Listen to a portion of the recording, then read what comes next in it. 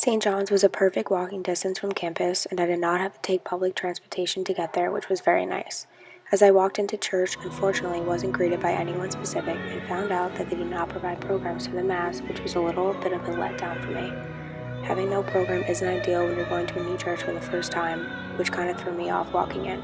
My friend and I didn't feel welcomed and were sort of confused by the first impression St. John's had on us.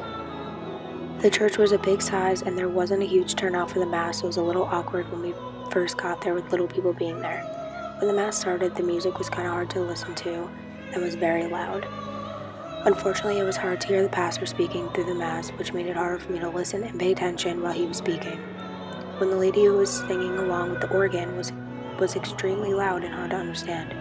Her voice was way too loud and high-pitched and confusing to listen to. The organ and her voice were almost matching at volume, and there needed to be a better balance of the two to be able to distinctly hear her voice and the words better. Her voice didn't really give any incentive for others in the audience to join in and totally drowned out any others from attempting to sing with her. I think this gave no opportunity for people to try and stay involved throughout the Mass, because I felt as if the singer made it all about one person instead of the entire group attending the Mass.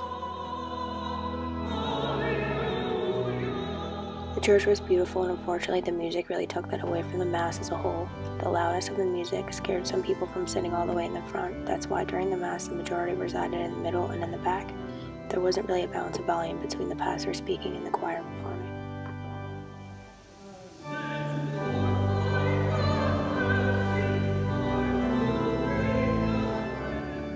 I did not feel a sense of community or feel welcome from beginning to end.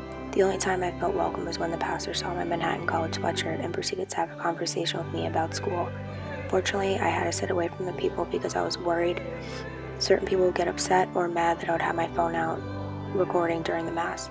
During the peace offering, no one came out of their way to offer peace, and there was no effort between the audience to do so either.